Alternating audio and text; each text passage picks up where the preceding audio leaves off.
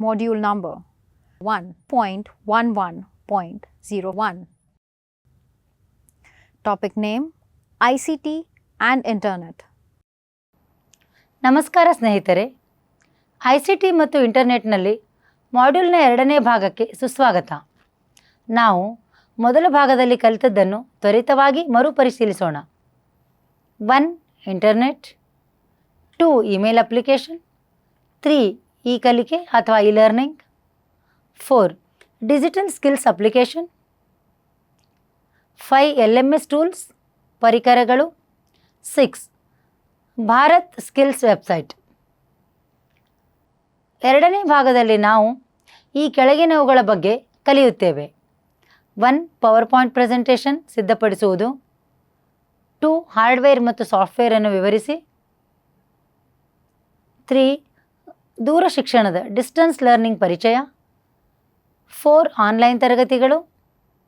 5. Video conferencing. ನಮ್ಮ ಪಟ್ಟಿಯಲ್ಲಿನ ಮೊದಲಿನ ವಿಷಯದೊಂದಿಗೆ ನಾವು ಇಲ್ಲಿ ಪ್ರಾರಂಭಿಸುತ್ತೇವೆ. ಪರಿಣಾಮಕಾರಿ ಪವರ್ ಪಾಯಿಂಟ್ ಪ್ರೆಸೆಂಟೇಷನನ್ನು ರಚಿಸುವುದು ಎಚ್ಚರಿಕೆಯ ಯೋಜನೆ ಮತ್ತು ಸ್ಪಷ್ಟ ಸಂವಹನವನ್ನು ಒಳಗೊಂಡಿರುತ್ತದೆ. 1.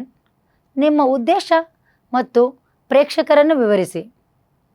ಉದ್ದೇಶ ಮತ್ತು ಗುರಿ ಪ್ರೇಕ್ಷಕರ ಸ್ಪಷ್ಟ ತಿಳುವಳಿಕೆಯು ನಿಮ್ಮ ವಿಷಯ ಮತ್ತು ಶೈಲಿಗೆ ಮಾರ್ಗದರ್ಶನ ನೀಡುತ್ತವೆ. ನಿಮ್ಮ ವಿಷಯವನ್ನು ಯೋಜಿಸಿ ಸಂಪೂರ್ಣ ಪ್ರಸ್ತುತಿಯನ್ನು ಸ್ಪಷ್ಟ ಮತ್ತು ತಾರ್ಕಿಕ ರಚನೆಯಾಗಿ ಆಯೋಜಿಸಬಹುದು. ಇದು ಹೊಂದಿರಬೇಕು. ಎ. ಆರಂಭ ಇಂಟ್ರಡಕ್ಷನ್. ಬಿ. ಮಧ್ಯಮ ಮುಖ್ಯ ವಿಷಯ ಮತ್ತು ಸಿ. ಅಂತ್ಯ ಕನ್ಕ್ಲೂಷನ್. ಔಟ್ಲೈನ್ ಅನ್ನು ರಚಿಸಿ. ನೀವು ಕವರ್ ಮಾಡಲು ಬಯಸುವ ಪ್ರಮುಖ ಅಂಶಗಳು ವಿಷಯಗಳನ್ನು ಸ್ಪಷ್ಟವಾಗಿ ಪ್ರದರ್ಶಿಸುವ ಸರಳ ರೂಪರೇಖೆಯನ್ನು ಮಾಡಿ. ಇದು ನಿಮಗೆ ಮತ್ತು ಕಲಿಯುವವರಿಗೆ ವಿಷಯವನ್ನು ಉತ್ತಮವಾಗಿ ಗ್ರಹಿಸಲು ಮಾರ್ಗದರ್ಶನ ನೀಡುತ್ತದೆ. ನಿಮ್ಮ ಸ್ಲೈಡ್ಗಳನ್ನು ವಿನ್ಯಾಸಗೊಳಿಸಿ. ನಿಮ್ಮ ಸ್ಲೈಡ್ಗಳಿಗಾಗಿ ವೃತ್ತಿಪರ ಮತ್ತು ಸ್ಥಿರವಾದ ವಿನ್ಯಾಸದ ಥೀಮನ್ನು ಆಯ್ಕೆ ಮಾಡಿ. ಓದಬಹುದಾದ ಫಾಂಟ್ಗಳನ್ನು ಬಳಸಿ ಮತ್ತು ಫಾಂಟ್ ಗಾತ್ರಗಳನ್ನು ಸ್ಥಿರವಾಗಿರಿಸಿಕೊಳ್ಳಿ. ಪ್ರತಿ ಸ್ಲೈಡ್ನಲ್ಲಿ ಪಠ್ಯವನ್ನು ಮಿತಿಗೊಳಿಸಿ ಮತ್ತು ಸ್ಪಷ್ಟತೆಗಾಗಿ ಬುಲೆಟ್ಗಳನ್ನು ಬಳಸಿ. ತಿಳುವಳಿಕೆಯನ್ನು ಹೆಚ್ಚಿಸಲು ಸಂಬಂಧಿತ ದೃಶ್ಯಗಳನ್ನು, ಚಿತ್ರಗಳು, ಚಾರ್ಟ್ಗಳು, ಗ್ರಾಫ್ಗಳು ಸೇರಿಸಿ. ಅದನ್ನು ಸಂಕ್ಷಿಪ್ತವಾಗಿ ಇರಿಸಿ. ಹೆಚ್ಚಿನ ಮಾಹಿತಿಯೊಂದಿಗೆ ಸ್ಲೈಡ್ಗಳನ್ನು ಓವರ್ಲೋಡ್ ಮಾಡುವುದನ್ನು ತಪ್ಪಿಸಿ. ಮುಖ್ಯ ಅಂಶಗಳನ್ನು ಮಾತ್ರ ಬರೆಯಿರಿ. ಸಂಪರ್ಕ ವಿಚಾರಗಳನ್ನು ಸರಳಗೊಳಿಸಲು ದೃಶ್ಯಗಳು ಮತ್ತು ರೇಖಾಚಿತ್ರಗಳನ್ನು ಬಳಸಿ. ಅಭ್ಯಾಸ ಮತ್ತು ಪೂರ್ವಾಭ್ಯಾಸ. Practice and rehearse. ವಿಷಯ ಮತ್ತು ಸಮಯದೊಂದಿಗೆ ಆರಾಮದಾಯಕವಾಗಲು ನಿಮ್ಮ ಪ್ರಸ್ತುತಿಯನ್ನು ಹಲವು ಬಾರಿ ಅಭ್ಯಾಸ ಮಾಡಿ. ಮೃದುವಾದ ಮತ್ತು ಆಕರ್ಷಕವಾದ ಪ್ರಸ್ತುತಿಯನ್ನು ಖಚಿತಪಡಿಸಿಕೊಳ್ಳಲು ನಿಮ್ಮ ವಿತರಣೆಯನ್ನು ಪೂರ್ವಾಭ್ಯಾಸ ಮಾಡಿ. ಸ್ಪೀಕರ್ ಟಿಪ್ಪಣಿಗಳನ್ನು ಸೇರಿಸಿ. ನಿಮಗಾಗಿ ಹೆಚ್ಚುವರಿ ವಿಷಯ, ಉದಾಹರಣೆಗಳು ಅಥವಾ ಜ್ಞಾಪನೆಗಳನ್ನು ಒದಗಿಸಲು ಸ್ಪೀಕರ್ ಟಿಪ್ಪಣಿಗಳನ್ನು ಸೇರಿಸಬೇಕು. ಪ್ರಸ್ತುತಿಯ ಸಮಯದಲ್ಲಿ ಪ್ರಮುಖ ಅಂಶಗಳನ್ನು ವಿಸ್ತರಿಸಲು ಈ ಟಿಪ್ಪಣಿಗಳು ನಿಮಗೆ ಸಹಾಯ ಮಾಡುತ್ತವೆ. ನಿಮ್ಮ ಪ್ರೇಕ್ಷಕರನ್ನು ತೊಡಗಿಸಿಕೊಳ್ಳಿ. ನಿಮ್ಮ ಪ್ರೇಕ್ಷಕರನ್ನು ತೊಡಗಿಸಿಕೊಳ್ಳಲು ನಿಮ್ಮ ಪ್ರಸ್ತುತಿಯಲ್ಲಿ ಸಮಯದಲ್ಲಿ ಪ್ರಶ್ನೆಗಳು ಮತ್ತು ಸಂವಹನಗಳನ್ನು ಪ್ರೋತ್ಸಾಹಿಸಿ. ಪ್ರೂಫ್ ರೀಡ್ ಮತ್ತು ಟೆಸ್ಟ್.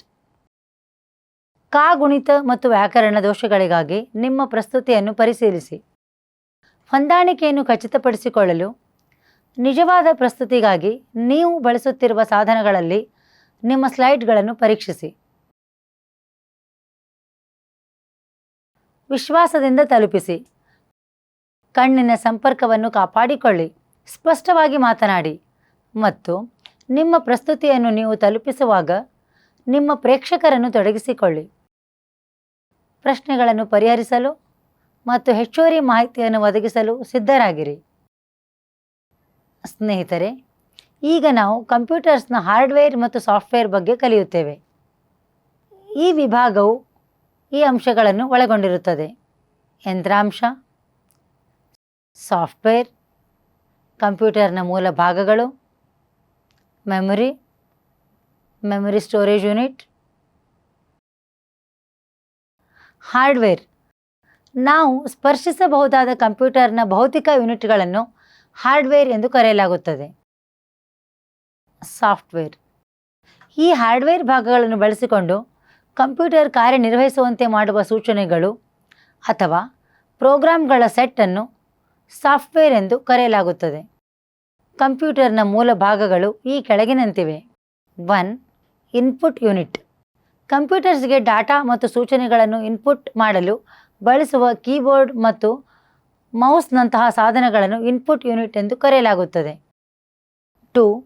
ಔಟ್ಪುಟ್ ಯೂನಿಟ್: ಬಳಕೆದಾರರಿಗೆ ಅಪೇಕ್ಷಿತ ಸ್ವರೂಪದಲ್ಲಿ ಮಾಹಿತಿಯನ್ನು ಒದಗಿಸುವ ಪ್ರಿಂಟರ್ ಮತ್ತು ದೃಶ್ಯ ಪ್ರದರ್ಶನ ಯೂನಿಟ್ದಂತಹ ಸಾಧನಗಳನ್ನು ಔಟ್ಪುಟ್ ಯೂನಿಟ್ ಎಂದು ಕರೆಯಲಾಗುತ್ತದೆ.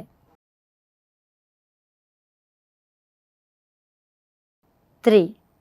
ಕೌಂಟರ್ ಯೂನಿಟ್: ಈ ಯೂನಿಟ್ನ ಕಂಪ್ಯೂಟರ್ನ ಎಲ್ಲ ಕಾರ್ಯಗಳನ್ನು ನಿಯಂತ್ರಿಸುತ್ತದೆ. ಎಲ್ಲ ಸಾಧನಗಳು ಅಥವಾ ಕಂಪ್ಯೂಟರ್ ಭಾಗಗಳು ನಿಯಂತ್ರಣ ಯೂನಿಟ್ದ ಮೂಲಕ ಸಂವಹನ ನಡೆಸುತ್ತವೆ. 4. ಅರ್ಥಮೆಟಿಕ್ ಲಾಜಿಕ್ ಯೂನಿಟ್: ಈ ಯೂನಿಟ್ನ ಅರ್ಥಮೆಟಿಕ್ ಕಾರ್ಯಾಚರಣೆಗಳು ಮತ್ತು ತಾರ್ಕಿಕ ಕಾರ್ಯಾಚರಣೆಗಳನ್ನು ನಿರ್ವಹಿಸುತ್ತದೆ. Memory unit control: unit arithmetic unit ಮತ್ತು ಮೆಮೊರಿ ಯೂನಿಟನ್ನು ಒಟ್ಟಾಗಿ ಸೆಂಟ್ರಲ್ ಪ್ರೊಸೆಸಿಂಗ್ ಯೂನಿಟ್ ಎಂದು ಕರೆಯಲಾಗುತ್ತದೆ. ಮೆಮೊರಿ ಕಂಪ್ಯೂಟರ್: ಮೆಮೊರಿಯು ಕಂಪ್ಯೂಟರ್ನಲ್ಲಿ ಶೇಖರಣಾ ಸ್ಥಳವಾಗಿದೆ. ಅಲ್ಲಿ ಪ್ರಕ್ರಿಯೆಗೊಳಿಸಬೇಕಾದ ಡಾಟಾ ಮತ್ತು ಪ್ರತಿಕ್ರಿಯೆ ಅಗತ್ಯವಿರುವ ಸೂಚನೆಗಳನ್ನು ಸಂಗ್ರಹಿಸಲಾಗುತ್ತದೆ. ಮೆಮೊರಿಯನ್ನು ಸೆಲ್ನ ಕರೆಯಲಾಗುವ ದೊಡ್ಡ ಸಂಖ್ಯೆಯ ಸಣ್ಣ ಭಾಗಗಳಾಗಿ ವಿಂಗಡಿಸಲಾಗಿದೆ. ಪ್ರತಿಯೊಂದು ಸ್ಥಳ ಅಥವಾ ಸೆಲ್ ವಿಶಿಷ್ಟ ವಿಳಾಸವನ್ನು ಹೊಂದಿದೆ. ಮೆಮೊರಿಯು ಪ್ರಾಥಮಿಕವಾಗಿ 3 ವಿಧಾನವಾಗಿದೆ: cache memory, primary memory or main memory, secondary memory or auxiliary memory. Cache memory: cache ಮೆಮೊರಿಯು ಅತ್ಯಂತ ಹೆಚ್ಚಿನ ವೇಗದ ಸೆಮಿಕಂಡಕ್ಟರ್ ಮೆಮೊರಿಯಾಗಿದ್ದು ಅದು CPU ಅನ್ನು ವೇಗಗೊಳಿಸುತ್ತದೆ.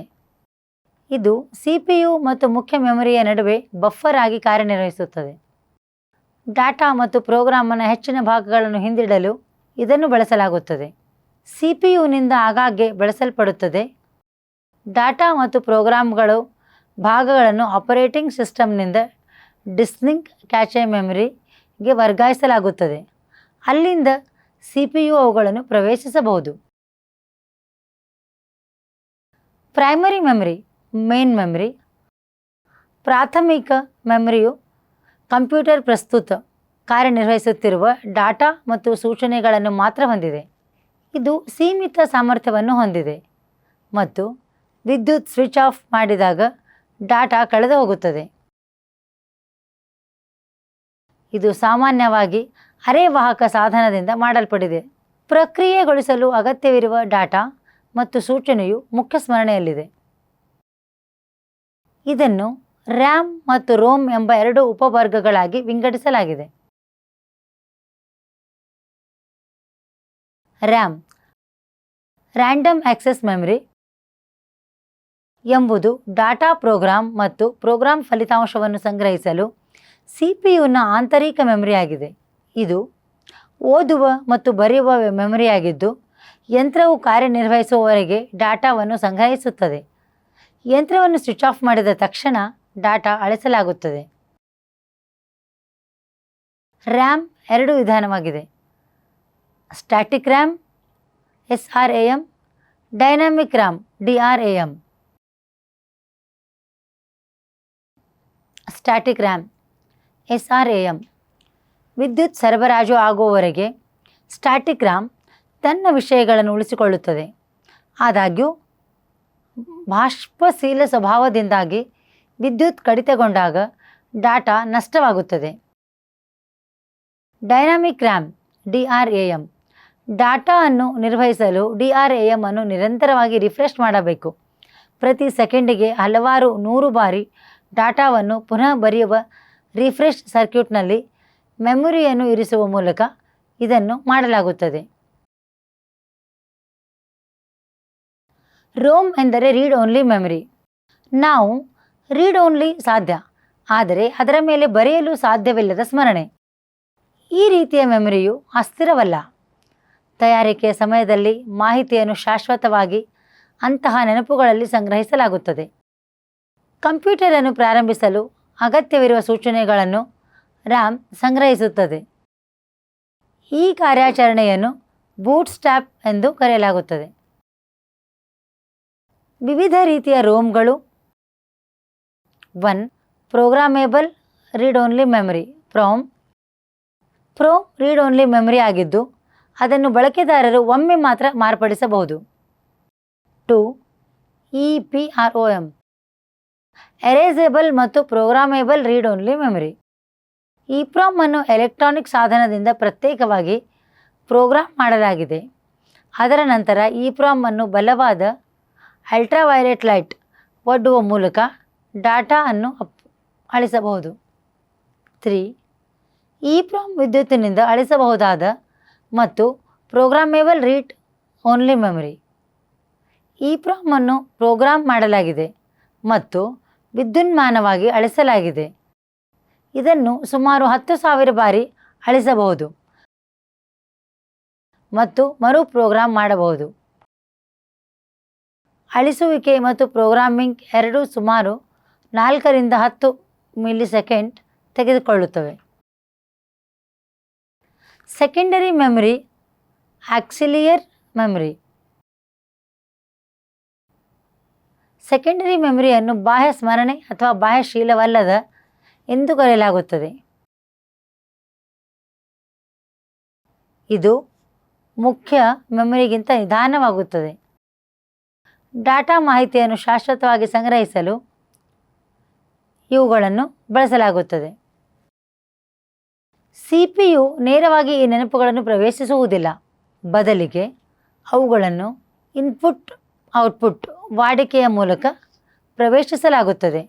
ದ್ವಿತೀಯ ಸ್ಮರಣೆಗಳ ವಿಷಯಗಳನ್ನು ನೋಡಲು ಮುಖ್ಯ ಮೆಮೊರಿಗೆ ವರ್ಗಾಯಿಸಲಾಗುತ್ತದೆ ಮತ್ತು ನಂತರ CPU ಅನ್ನು ಪ್ರವೇಶಿಸಬಹುದು. ಉದಾಹರಣೆಗೆ ಡಿಸ್ಕ್, CD-RAM, DVD ಇತ್ಯಾದಿ. ಮೆಮೊರಿ ಶೇಖರಣಾ ಯೂನಿಟ್ಗಳು. ಮೆಮೊರಿ ಯೂನಿಟು ಶೇಖರಣಾ ಯೂನಿಟ್ದಲ್ಲಿ ಸಂಗ್ರಹಿಸಬಹುದಾದ ಡಾಟಾದ ಮೊತ್ತವಾಗಿದೆ. ಈ ಶೇಖರಣಾ ಸಾಮರ್ಥ್ಯವನ್ನು ಬೈಟ್ಗಳ ಪರಿಭಾಷೆಯಲ್ಲಿ ವ್ಯಕ್ತಪಡಿಸಲಾಗುತ್ತದೆ. ಕೆಳಗಿನವುಗಳನ್ನು ಮುಖ್ಯ ಮೆಮೊರಿ ಶೇಖರಣಾ ಯೂನಿಟ್ಗಳನ್ನು ವಿವರಿಸುತ್ತದೆ. 1. ಬಿಟ್ ಬೈನರಿ ಡಿಜಿಟ್. ಬೈನರಿ ಅಂಕೆಯ ತಾರ್ಕಿಕ 0 ಮತ್ತು 1 ವಿದ್ಯುತ್ ಸರ್ಕ್ಯೂಟ್ನಲ್ಲಿ ಯೂನಿಟದ ನಿಷ್ಕ್ರಿಯ ಅಥವಾ ಸಕ್ರಿಯ ಸ್ಥಿತಿಯನ್ನು ಪ್ರತಿನಿಧಿಸುತ್ತದೆ. 2. ನಿಬ್ಬಲ್. 4 ಬಿಟ್ಗಳ ಗುಂಪನ್ನು ನಿಬ್ಬಲ್ ಎಂದು ಕರೆಯಲಾಗುತ್ತದೆ. 3rd point. ಬೈಟ್. 8 ಬಿಟ್ಗಳ ಗುಂಪನ್ನು ಬೈಟ್ ಎಂದು ಕರೆಯಲಾಗುತ್ತದೆ. ಬೈಟ್ ಚಿಕ್ಕ ಯೂನಿಟವಾಗಿದೆ. ಇದು ಡಾಟಾ ಐಟಮ್ ಅಥವಾ ಅಕ್ಷರವನ್ನು ಪ್ರತಿನಿಧಿಸುತ್ತದೆ. 4th point. ವರ್ಡ್. ಕಂಪ್ಯೂಟರ್ ಪದ. ಬೈಟ್ನಂತೆ ಒಂದು ಯೂನಿಟ್ವಾಗಿ ಸಂಸ್ಕರಿಸಿದ ಸ್ಥಿರ ಸಂಖ್ಯೆಯ ಬೈಟ್ಗಳ ಗುಂಪಾಗಿದೆ. ಇದು ಕಂಪ್ಯೂಟರ್ನಿಂದ ಕಂಪ್ಯೂಟರ್ಸ್ಗೆ ಬದಲಾಗುತ್ತದೆ, ಆದರೆ ಪ್ರತಿ ಕಂಪ್ಯೂಟರ್ಗೆ ಸ್ಥಿರವಾಗಿರುತ್ತದೆ. ಕಂಪ್ಯೂಟರ್ ಪದದ ಉದ್ದವನ್ನು ಪದದ ಗಾತ್ರ ಅಥವಾ ಪದದ ಉದ್ದ ಎಂದು ಕರೆಯಲಾಗುತ್ತದೆ. Nibble.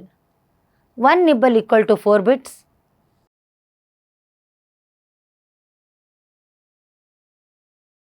Byte. 1 byte equal to 8 bits.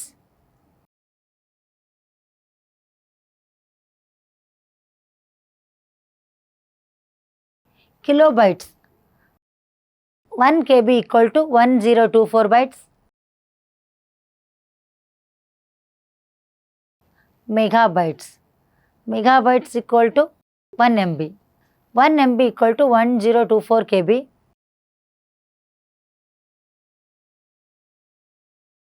Gigabyte. 1 gigabyte equal to 1024 megabyte. Terabyte TB. 1 TB equal to 1024 GB.